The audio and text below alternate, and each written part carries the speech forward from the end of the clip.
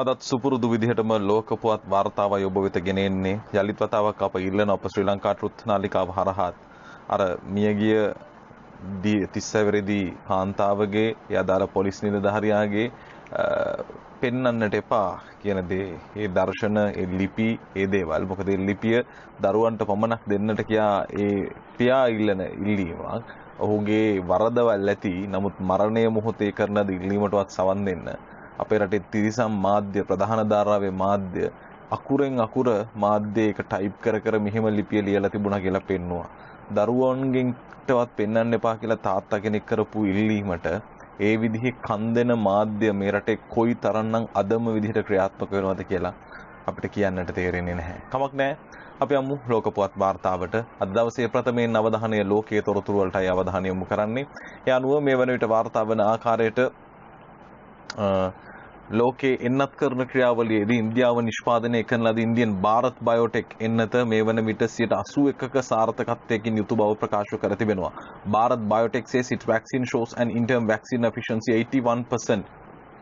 මේ වෙද්දී සායනික පරීක්ෂණයේ නියැලෙමින් පවතින මේ එන්නත 81%ක සාර්ථකත්වයක් පෙන්눔 කරන බව අද දවසේදී ජාත්‍යන්තර මාධ්‍ය වාර්තා කර තිබෙනවා. ඒත් එක්කම මේ වෙද්දී ජපානයේ steps up covid testing but some more were needed during the pandemic course. Japan performed about 60 tests per 1000 people compared with 130 in South Korean and 1000 in US යනුවෙන් වාර්තා කරනවා. ජපානයේ මේ වන විට වේගවත්ව තමන්ගේ පරීක්ෂණ කටයුතු සිදු කරමින් පවතිනවා කියලායි වාර්තා කරන්නේ. ගෙවුණු සතිය තුළදී 600 people were tested for the coronavirus in the city of Utsunomiya, north of the Tokyo. The Japanese government first step of the systematic random and targeted testing that it hopes will prevent the new wave of infection. ඒ අනුව අහඹු ලෙස මේ වන විට PCR පරීක්ෂණ සිදු කෙරෙමින් තිබෙනවා. ඒ ඔස්සේ උන් බලාපොරොත්තු වෙන්නේ තවත් රැල්ලක් ඇතිවීම වළක්වාලීම සඳහායි. ඒ වගේම විශේෂයෙන් මේ වෙද්දී compared with the mass testing drive South Korea, China and other nations. මේ වෙද්දී අනෙකුත් රාජ්‍යන්ද විශාල ප්‍රමාණයෙන් PCR පරීක්ෂණ සිදු කෙරෙමින් පවතිනවා. ඒ නිසා අපි ලංකාවටත් මතක් කරනවා. අපි දන්නේ නැහැ කොයි විදිහේ වීරයෝද ලංකාවේ ඉන්නේ කියලා. ලෝකේ නම් PCR පරීක්ෂණ අඛණ්ඩව ක්‍රියාත්මක වෙමින් පවතිනවා.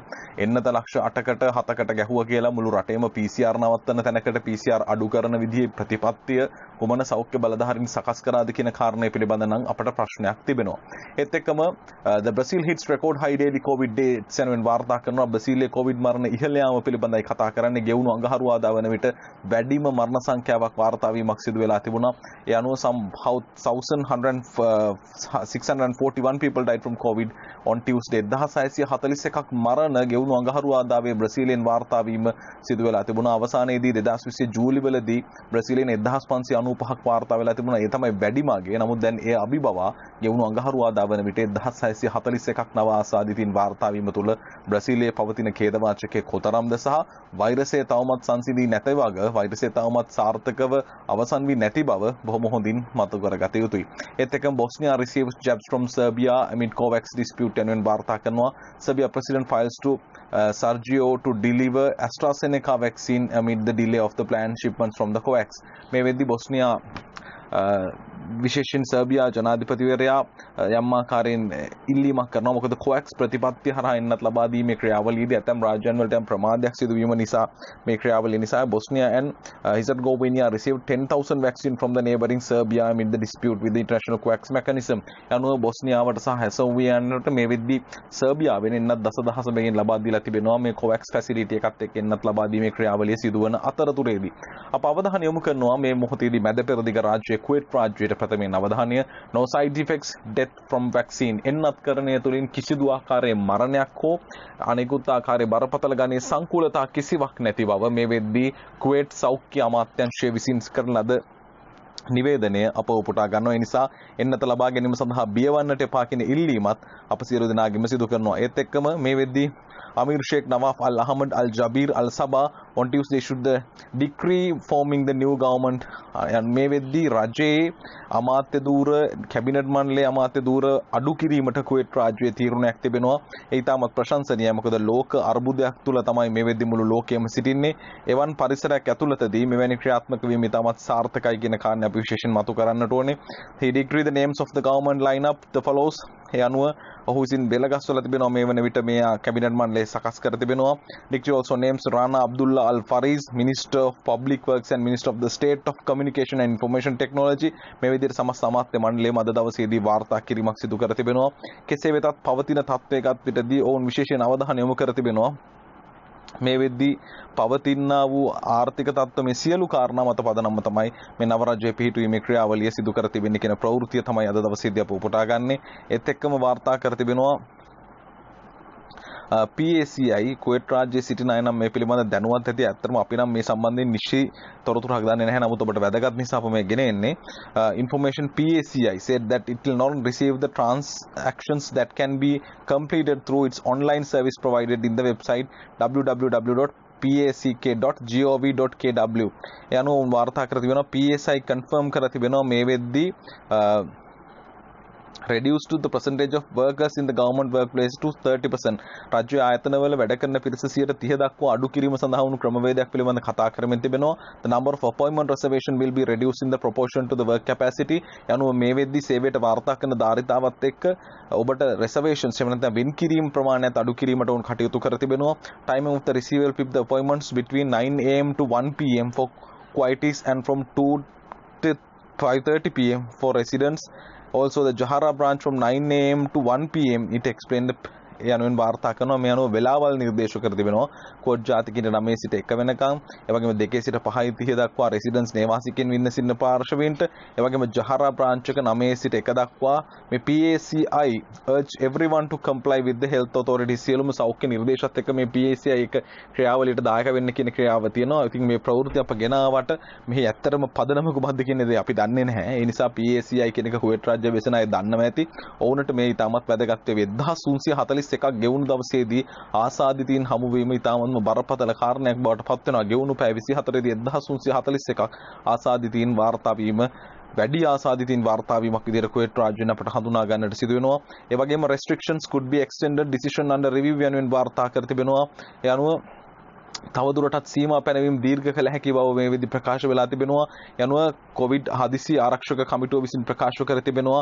February 7 to limit the spread the coronavirus 19 virus which are scheduled to end next Sunday, provided that the refers its recommendation to the cabinet meeting on Thursday. Reports Al Nahar Daily. According to the informed sources, the general trend to extend the application of the strict measures of 2 more weeks or perhaps even a month based on the cabinet opinion. Cabinet මණ්ඩලය ලබා දෙන තීරණය මත පදනම්ව මේ අනුගමනය කරන ආරක්ෂිත ක්‍රමවේද තවදුරටත් මාසයක පමණ කාලයක් දීර්ඝ කිරීමේ හැකියාව පවතීවි කියන කාරණේ පිළිබඳ යම් ආකාරයෙන් මේ වන විට තොරතුරක් වාර්තා වී තිබෙනවා.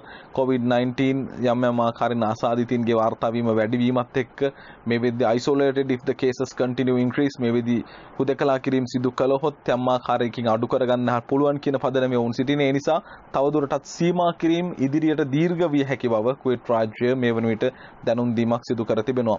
Ministry to decide on standard expert teachers යනුවෙන් වාර්තා කර තිබෙනවා. ඒ වගේම the Ministry of Education intends to implement the regulation and administrative decisions concerning the expatriate teachers who will not return to the service. මේ වෙද්දී විදේශගත ශ්‍රමිකයන් විදිහට තවමත් කුවේට් රාජ්‍යයේ ගුරුවරුන් ලෙස පැමිණීමක් සිදු නොකළ අය සම්බන්ධයෙන් ඉදිරියේදී තීරණයක් ගැනීමට සූදානම් කියන කාරණය මේ වෙද්දී වාර්තා වී තිබෙනවා. ඒත් එක්කම progress in process of restarting hiring new Filipino domestic work discussion වෙන වාර්තා වෙනවා. දැනට තවදුරටත් පිලිපීන ගෘහ සේවක සේවිකාවන් අඩුවීමක් කර තිබුණා. නමුත් ඒ ඉදිරියේදී වැඩි කිරීම සඳහා මේ වෙද්දී කුවේට් රාජ්‍ය අවධානය යොමු වෙලා තියෙනවා කියලා වාර්තා කරන්නේ. ඒත් එක්කම මේ වෙද්දී විශේෂයෙන් සඳහන් කර තිබෙනවා February deadliest month in Kuwait. Kuwait වල සිදු වුණු මරණීයම මාසය බරපතලම අවදානම් සහිත මාසය බවට පෙබරවාරි මාසය බත් වී ඇති බව කුවේට් රාජ්‍ය ප්‍රකාශයට පත් කර තිබෙනවා. ඒකට හේතුව බවට පත් උනේ වසංගතයේ ව්‍යාප්තිය වැඩි වෙලා ආසාදිතින් වැඩි වීමක් මේ වන විට වාර්තා කර තිබෙනවා. Police warn against fake news, urge people to ensure authenticate information යනුවෙන් වාර්තා කර තිබෙනවා.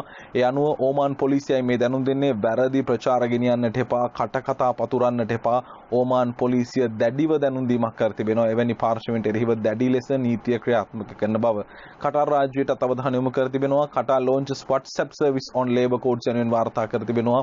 ඒ අනුව service is available Arabic, English, Urdu, Hindu, Nepali and Malayalam WhatsApp හරහා ලේබර් කෝඩ්ස් එහෙම නැත්නම් කම්කරු නීති රීති පිළිබඳ දැනුවත් කිරීමේ ක්‍රියාවලිය මේ වෙද්දී කටාර් රාජ්‍ය ආරම්භ කර තිබෙනවා කියන ප්‍රවෘත්තිය ඒක අරාබි භාෂාවෙන් ඉංග්‍රීසියෙන් උර්දු හින්දි නේපාලි මලයාලම් කියන භාෂාවලින් සිදුවන බවට මේ වෙද්දී ප්‍රකාශ කර තිබෙනවා. ඒත් එක්කම සෞදි අරාබියා වාර්තාව free COVID-19 vaccines in pharmacies යනුවෙන් වාර්තා කර තිබෙනවා. සෞදි අරාබියට මේ COVID-19 vaccine available in pharmacies free COVID-19 vaccine නොමිලේ COVID-19 එන්නත් මේ වෙද්දී ඔසුසල් වලින් ලබා දීම සඳහා කටයුතු සූදානම් වෙමින් පවතිනවා. ඉතාමත්ම විශිෂ්ටයි මේ ක්‍රියාවලිය. මිල ගෙවීමකින් තොරව සෞදිය මේ සූදානම් වෙන වැඩපිළිවෙල අපි ඉතාමත් ප්‍රශංසා කරනවා. එනෝ නොමිලේ එන්නත් ලබා දීම සම්බන්ධයෙන් මේ කාරණය පිළිබඳ අපි ඉතාමත් සතුටින් යුතුව ප්‍රකාශ කර තිබෙනවා. ඒත් එක්කම එක්සත් අරාබි එමිරාතු රාජ්‍යයටත් අප අවධානය යොමු කරනවා මේ මොහොතේ පවතින තත්ත්වය. I won't buy my teenager smartphone, what about you යනුවෙන් සටහන් කරන උන් හොඳ වැදගත් ලිපියක් තිබෙනවා. ගැටවර වියේ පසු වන දරුවන්ට ජංගම දුරකථන ලබා දීම ඔවුන්ටම කියලා ඕන් ෆෝන් එකක් ඔවුන්ටම කියලා ජංගම දුරකථනයක් ලබා දීම කොයිතරම් දුරට උචිතද කියන කාරණය පිළිබඳ සංවාදයක් ගොඩනගා තිබෙනවා. Nannies employees hail protection to domestic workers in the UAE Philippine MOU on Labour Cooperation will provide protection to domestic workers. මේ වෙද්දී UAE එක්සත් අරාබි එමිරාතු රාජ්‍ය සහ පිලිපීනය කියන රාජ්‍යයන් දෙක ඒකාබද්ධව තමන්ගේ රටේ ගෘහ සේවක සේවිකාවන් සඳහා ආරක්ෂාව ලබා දීම සඳහා විශේෂ සංවාදයක් ආරම්භ කර තිබෙනවා සහ විශේෂ වැඩපිළිවෙලක් සහ නව ගිවිසුමකට එරමී තිබෙනවා කියලායි වාර්තා කරන්නේ. ඉතින් මේවා තමයි තානාපති මට්ටමින් කළ යුතු කාර්යභාරයන්. නමුත් ඉතින් ශ්‍රී ලංකාවේ අපි එවැනි දෙයක් තානාපති කාර්යාල හරහා දකින්නට ලැබෙන්නේ නැහැ. virus variant traces through Italy, especially among children. මේ වෙද්දී ඉතාලියේ පවතින බරපතල තත්ත්වයක් පිළිබඳයි මේ වාර්තාව. ඒ අනුව the variant of the coronavirus discovered the Britain in prevent among Italy's infected school children. පාසල් දරුවන් අතර නව වෛරස ප්‍රභේදය පැතිරිලා ඒ ඉතාමත් අභියෝගාත්මක තැනකට මේ වෙද්දී ඉතාලියේ පත් වෙලා තිබෙනවා. Roberto Speranza told reporter that the variant associated with higher transmission rate has shown the among the youngest age group තරුණ පාර්ශව අතර මේ නව වෛරස ප්‍රභේදය පැතිරීම වේගයෙන් සිදුවෙමින් පවතිනවා. ඒ නිසා ඉතාලියේ මේ වෙද්දී දැනුම් දීමක් කර තිබෙනවා. පාසල් දරුවන් ඇතුළු පිරිස යම් ආකාරයෙන් අභියෝගාත්මක තැනකට පත් වෙලා තිබෙනවා කියන කාරණේ නව වෛරස ප්‍රභේදය පැතිරීමත් එක්ක. ඒ නිසා සියලු දෙනා ආරක්ෂිත ක්‍රමවේද අනුගමනය කරන්න කියන ඉල්ලීම අප මේ මොහොතේදී සිදු කරනවා. අපව subscribe කරන්න. අපි අඛණ්ඩව ඔබ වෙත තොරතුරු ගෙන එන්නට නිරන්තරයෙන් සූදානම්. ශ්‍රී ලංකා ට්‍රුත් අප ලෝක පුවත් වාර්තාව ගෙන එන අපගේ නවතම නාලිකාවයි. අදත් සුපුරුදු